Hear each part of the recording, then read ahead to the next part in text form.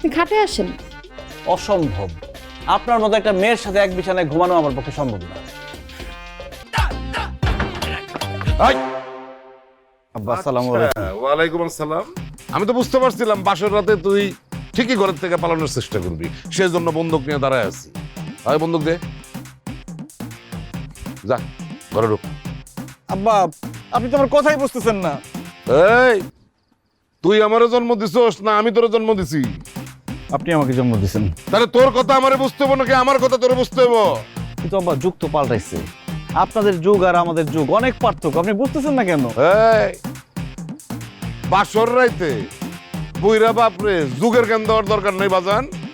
বৌমা ঘরের ভিতরে একলা বসে আছে, যা ঘরে ঢোক, নাহলে কিন্তু গুলি করে একদম খুলি উড়ে দিব। যা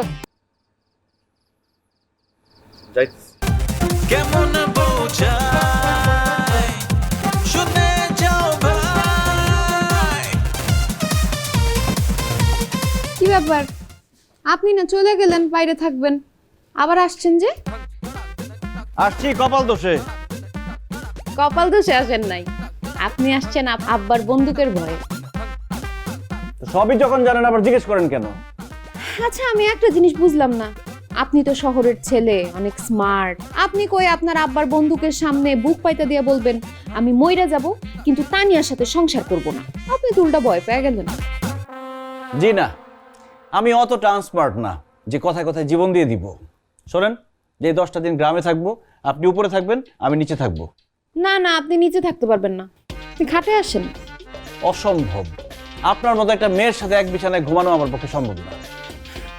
দেখেন, বাসর রাত নিয়ে আমার কত স্বপ্ন ছিল, আপনি কিন্তু আমার পুরো স্বপ্নে পানি ঢেলে দিতেছেন। এই রাত কিন্তু সবার জীবনে বারবার আসে না, একবারই আসে। জি না, আমাদের জীবনে এই রাত আবার আসবে।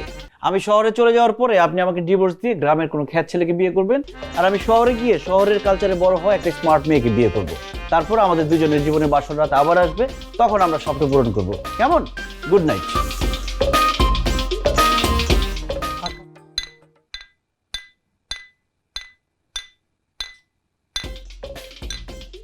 এই খালা, আস্তে রান্না বান্না করো, ঘুমাইতে দাও, যাও।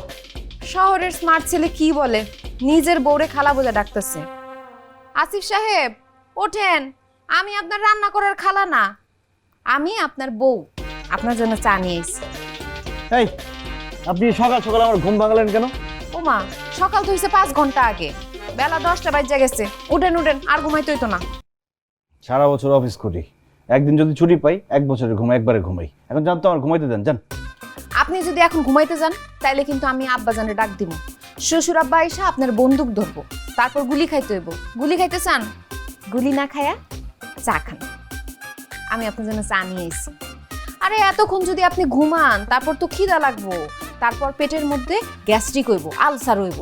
আপনি চা খান, আমি আপনার জন্য নাস্তা নিয়ে আইতাছি। ধরেন। আপনার বেডটি আপনিই খান।